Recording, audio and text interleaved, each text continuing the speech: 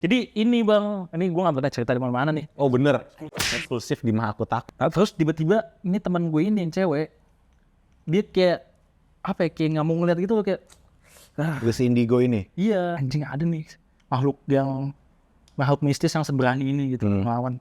Gue bilang bohong lu tak. Pas di meja itu segaris lurus itu ada fotonya.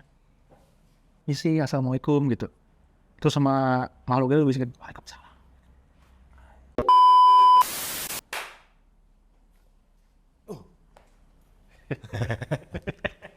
Kisah horor selalu ada di sekitar kita, kadang tanpa kita sadari. Ada hal yang tidak bisa ada hal yang tidak bisa manusia dengar, ada hal yang tidak bisa manusia lihat, tapi Allah Maha melihat. Teman-temanku, teman-teman horor dimanapun Anda berada, kembali lagi di konten favorit kalian, Mah Aku Takut.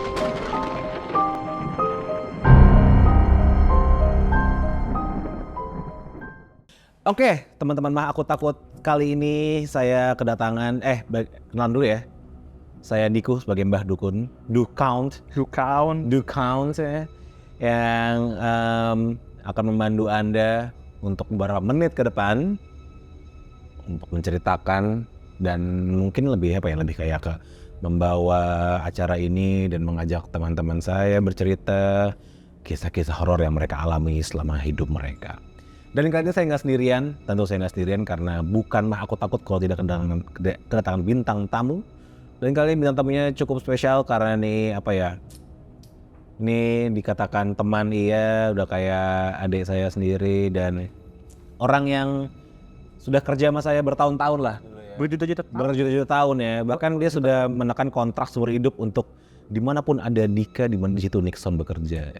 Anjir, serem banget ya. Kita sambut ada Nixon Pong.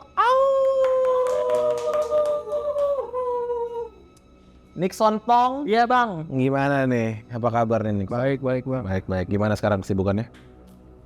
Ini sih lagi rajin bikin konten sih bang. Konten ya, dengar nih konten lu juga kan?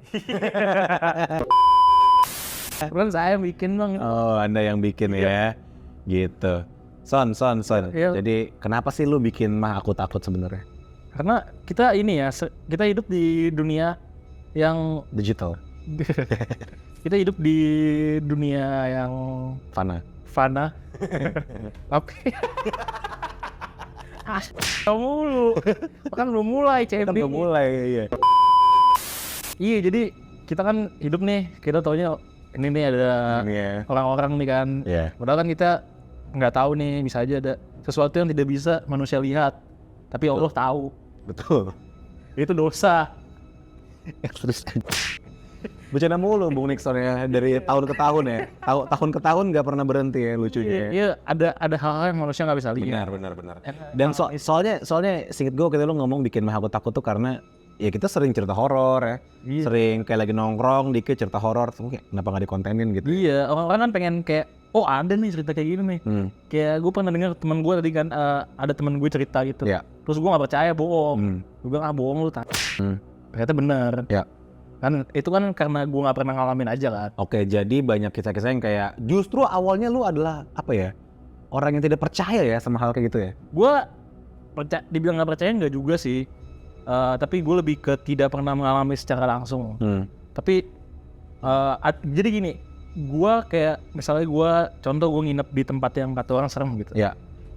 Di malam itu gue tuh nggak sadar kalau ada hal-hal mistis gitu malam itu. Nah besoknya pas keadaan let's say udah siang nih, udah terang gitu, terus baru cerita ngobrol, baru sadar oh semalam tuh ternyata ada nih hint mistis nih kayak gitu. Jadi nggak pas kejadiannya itu gue nggak sadar kalau gue nggak notice kalau ini tuh hal-hal supernatural gitu. Oh, justru lebih ke tidak mawas ya akan hal-hal supernatural ya. Tidak pawas ya. Iya. Tapi oke, kita langsung masuk ke cerita nih. Iya. Mungkin bisa diceritain bahasa Inggrisnya your first paranormal encounters. Wah. Ya, Boleh nge-post bang? Boleh, di sini boleh nge-post rokok apapun. Enak. Dan bagi dan. Post dan. Segitu ya. Bisa gitu ya. Pertama ya. Ini komedi ya. Komedi. Padahal nggak butuh kan sebenarnya. Thank you Dan nih. Kasih dia udah nge-crew, lu bagi juga posnya, balikin lagi.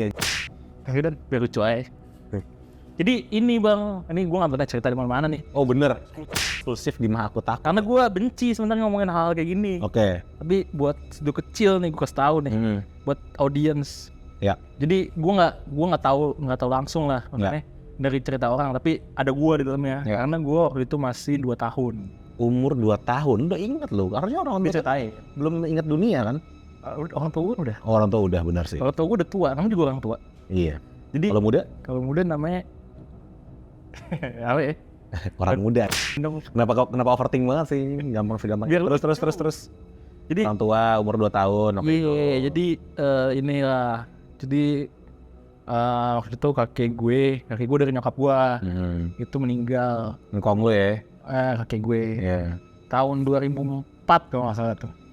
2004 kakek lu meninggal. Iya, gue masih kecil. Lu umur berapa tuh 2004?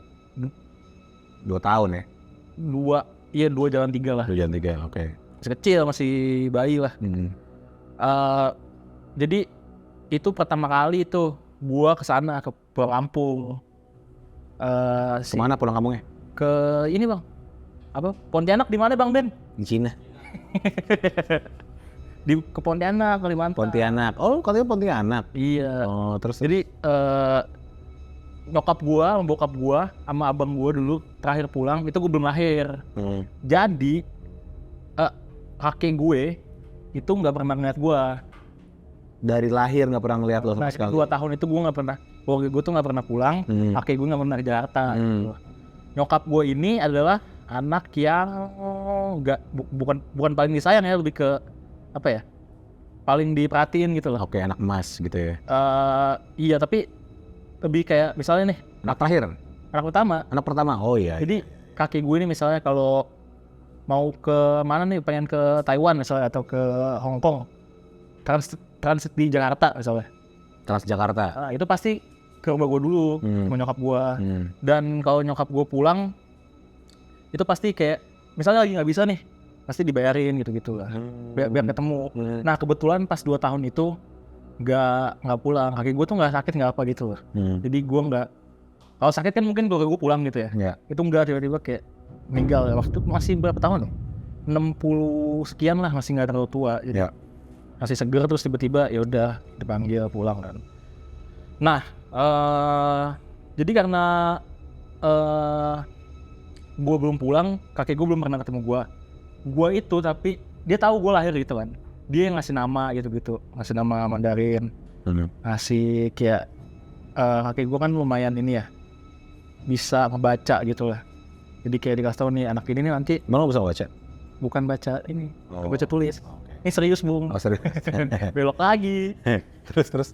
Jadi kakek bisa ngebaca. Iya, kayak ini nih nanti nerawang kayak ini nanti begini nih, masa depannya gini bacain. Akhirnya gue ini gue kan paling kecil ya di keluarga tuh. Jadi belum pernah ketemu gue doang gitu loh. Akhirnya gue pulang pas kakek gue meninggal. Nah dimakamin kan kalau orang Chinese tuh lama ya, bisa seminggu lebih tuh baru dimakamin kan. Jadi keluarga gue nginep gitu di satu rumah. Pada waktu itu si nyokap gue pergi ke mana gitu malam sama adik-adiknya. Jadi kayak belanja apa gitu ke pasar apa di Pontianak tuh jam 8 malam, jam 9 malam lah gitu. Nah si bokap gue sama gue masih kecil. Aku ya. Lu kenapa gue ketawa? Jadi Eben garuk-garuk peler. Terus dikasih ke hidungnya legian. Nanti kita ngeliat cerita horor. Akhirnya mesum anjing. Jadi gue gak fokus tadi sampai mana. Sampai mana tadi Bung? Kakek lu meninggal seminggu. Bokap gue ke pasar. Bokap gue di rumah, di rumah keluarga besar gitu lah. Pontianak. Oke. Sama gue masih kecil di kamar. Bokap gue tuh ngerokok gitu kan depan. Berasa ada yang pulang. Pintunya kebuka kan. Pintunya kan pintu kayu gitu kan. Gitu. Terus kayak ada orang napak ini, tak gitu. Bokap gue mikir kan, oh udah pulang kali nyokap gue. Jadi biasa aja gitu kan, kayak gue di kamar nggak diperhatiin gitu kan. Dulu. Pas akhirnya selesai, masuk ke kamar, gak ada orang. Terus beberapa menit kemudian barulah nyokap gue pulang. Bokap gue masih sama kayak gue lah gitu. Bodo amat lah gitu, mungkin angin atau apa gitu. Nah malamnya pas lagi pada tidur, gue lupa deh antara malam itu juga langsung atau besok malamnya gitu. Pokoknya masih deket lah. Bokap gue naruh rokok di atas meja tuh meja gede gitu loh, meja kayu besi, kayu ulin tau tuh, yang mungkin 2x3 meter gitu, gede banget. Rokoknya ditaruh di tengah meja. Bungkus rokok atau ada isinya? Bungkus rokok ada isinya. Sama korek. Ditaruh di situ. Nah, si kakek gue ini, almarhum ini, dia kakek gue, itu nggak suka orang rokok di depan dia. Akhirnya bokap gue pergi tidur. Malamnya, pokoknya gini nih. Ini kan misalnya jendela nih, ada hordingnya. Terus meja tuh di persis nempel sama jendela. Terus kayak kan deket ya tuh meja sama kamar kan. Kedengeran gitu malam gitu jatuh. Terus bokap gue mikir, kok bisa jatuh ya gitu kan, di tengah meja lebar banget gitu kan. Iya. Terus besok pagi pas bangun dicek, itu rokoknya jatuh ke kolong meja. Yang mana meja kan gini nih. Terus tempel sama tembok. Otomatis kan jatuhnya harus begini nih, ngelingkar gitu. Oke. Jadi kayak meja gini nih, ini nempel tembok nih. Nempel tembok. Terus rokoknya di sini nih. Tak jatuhnya ke sini. Ke dalam. Otomatis kan antara orang ngejatohin angin. Nggak mungkin, karena penuh, full, dan koreknya juga. Oh, meja itu nggak cuma ada rokok doang? Iya. Maksudnya ada banyak hal lain? Ada banyak hal lain. Oh. Dan hal-hal yang kayak, iya nggak berat-berat banget lah gitu, hampir sama kayak rokok lah. Kok rokoknya doang gitu jatuh dan ke bawah gitu loh. Kayak ada yang ngejatohin. Terus di situ bokap gue. Bukan kucing juga ya? Kucing ngapain? Kucing situ. Kucing ngambilnya ikan ya kan? Harusnya ikan. Iya, bukan rokok. Di situ juga jarang kucing ya, Ben. Situ jarang kucing ya?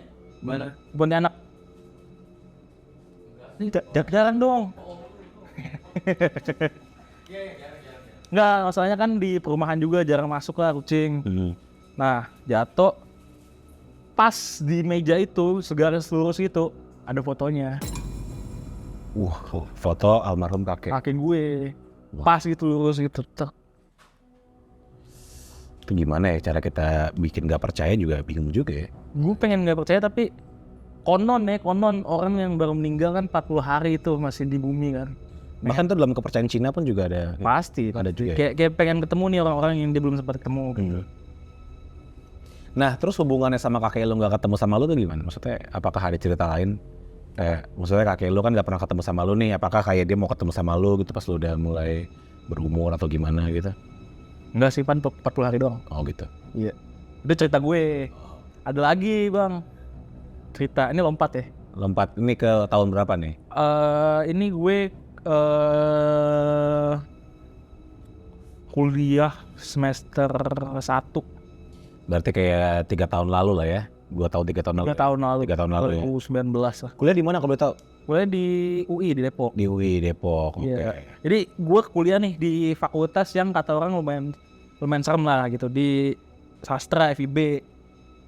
Jadi FIB itu kan gedungnya tuh nggak ini ya, nggak kayak katakanlah fakultas lain kedokteran gitu. Yang gedung gitu ya. Pakai lift. Iya. Itu enggak, jadi paling tinggi tuh 3 lantai. Dan itu isinya kan ada jurusan-jurusan kayak sejarah. Iya, tahu. Oh, gitu banyak arca-arca gitu. Iya, tahu. Dan ada ruang gamelan. Ini sebelum gua masuk tuh udah banyak gitu loh cerita kayak gamelannya suka bunyi sendiri, suka ada cewek pakai baju merah tuh lompat gitu. Ini apa orang PDI? Bukan. Sorry.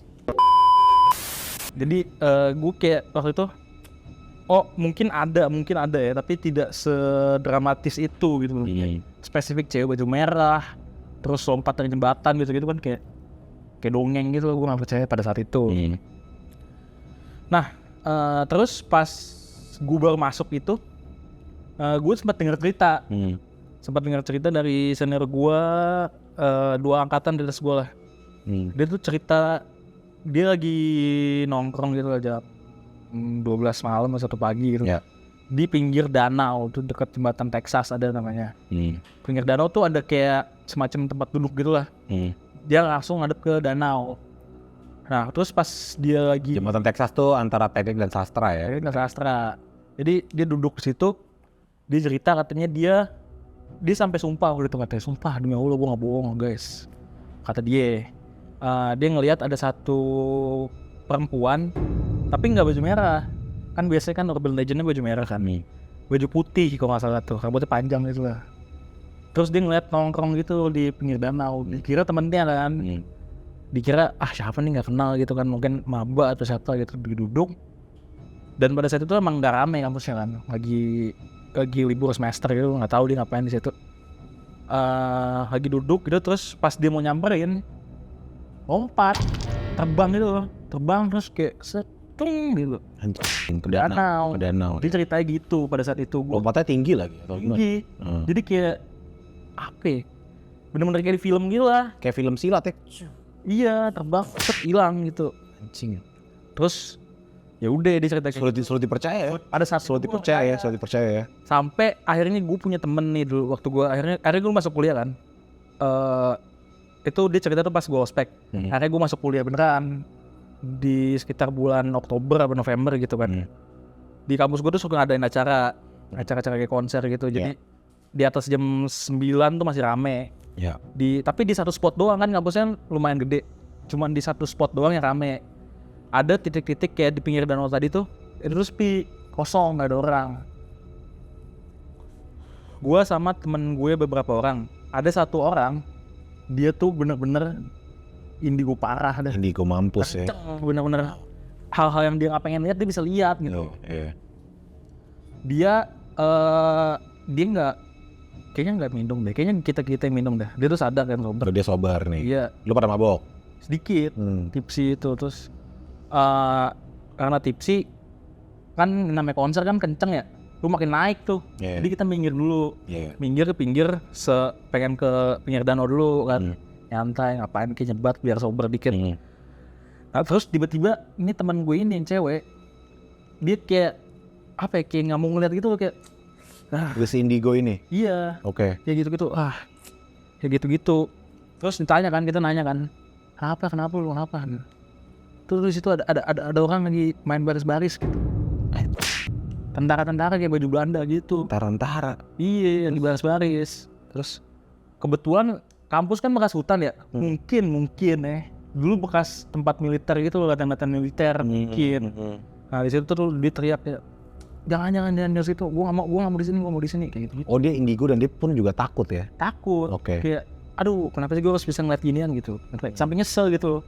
Kayak ada orang lagi baris-baris gitu, terus di situ ada cewek, rame lah pokoknya. Terus dari situ gue kayak, ini meskipun gue nggak ngeliat, kan depan mata gue nih teman gue. Tapi kenapa takut ya? Itu kan cuma baris-baris doang ya? Mungkin ngeliat dia ya. Oh yes. Mungkin makhluk begitu kan notice nih kalau ada orang yang bisa ngeliat. Yang gitu bisa mengetahui keberadaan mereka. Benar. Terus akhirnya besoknya tuh diceritain ke teman gue yang lain gitu, kita lagi nongkrong gitu kan. Dia cerita tentang itu, terus ditimpalin lagi, ada lagi cerita nih teman gue, ditambahin. Jadi si teman gue ini cewek, dia SMA di namanya. Oh, yang semi militer ya? Yang kayak tuh. Dia ini supaya pas dia cerita gue sampai anjing, ada nih makhluk mistis yang seberani ini gitu melawan. Jadi dia tuh semacam inaugurasi lah, mos gitu. Mosnya itu adalah dia harus ngambil baret nih. Tahu. Baret TNI. Itu di hutan di Magelang. Bandung dong. Either Magelang atau Sumedang gitu. Kayaknya Sumedang deh. Sumedang daerah. Soalnya kan di daerah Jawa Barat ya. Gerindra di Bandung. Bandung ya kan. Di daerah Jawa Barat situ lah, ada hutan gitu di dekat gunung. Mereka tuh jurit malam dan harus ngambil baret itu. Baretnya ditaruh di dalam keranda. Iseng ya. Terus yang ngemandu acaranya kan TNI itu. Dia ngasih tentara-tentara ini tuh ngasih arahan gitu loh. Kan gelap nih, satu-satu bang. Jadi pasangin tali nih sepanjang pohon nih. Gelap nggak kelihatan apa-apa, lu megang tuh tali. Lu susurin tuh hutan sampai ketemu pos 1, pos 2, pos 3, sampai akhirnya ketemu tuh Barret dalam keranda. Terus, jadi majunya satu-satu. Intervalnya sekitar 3-5 menit. Temen lu maju 5 menit kemudian lu maju. Iya. Nah, setelah gilirannya temen gue ini, dipesenin lah sama si TNI-nya ini.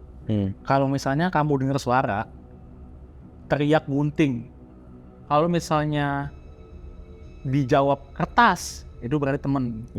Kalau misalnya nggak dijawab, lari gitu. Akhirnya disusurin nih, set. Pos 1 aman, set sampai pos 2 baru nih mulai nih kesek gitu. Teriak dong dia, gunting, nggak dijawab. Terus jalan gunting, nggak ada jawaban kan. Sek jalan lagi kan, gunting, nggak dijawab. Sampai akhirnya sampai pos 2 makin kenceng tuh suara tuh, kayak orang lari gitu lah. Lari, dia panik, dia lari lagi kan. Terakhir kali, gunting, nggak dijawab. Sampai ditakutkan, dia berdoa gitu kan. Jangan berdoa. Sampai dia ketemu satu titik tuh dia kayak misi assalamualaikum gitu. Terus sama makhluknya lu bisikin waalaikumsalam. Beneran tuh, gue gak bohong tuh. Ada kayak gitu, nggak cuma di film. Dibisikin, anjing ngibrit anjing dia tuh. Wah iya sih. Cing merinding buat gue. Kacau ya. Shit. Beneran tuh cerita tuh gue, anjing beneran nih ada, gue kira film doang. Son, ini kayaknya nggak bisa satu part nih. Kita lanjut ke part 2 kali ya. Sabi. Oke, teman-teman, saksikan part 2 cerita sama Nixon. Masih berlanjut, kayaknya masih banyak ya cerita lo ya? Banyak loh. Masih banyak ya. Lanjut ke part 2. Thank you sudah nonton Mah Aku Takut di episode kali ini. Dan saksikan episode sama Nixon di part 2-nya nih. Jangan lupa like, komen, dan subscribe biar gak ketinggalan cerita sama Nixon lagi. Dan sampai jumpa lagi di Mah Aku Takut berikutnya. Tuh!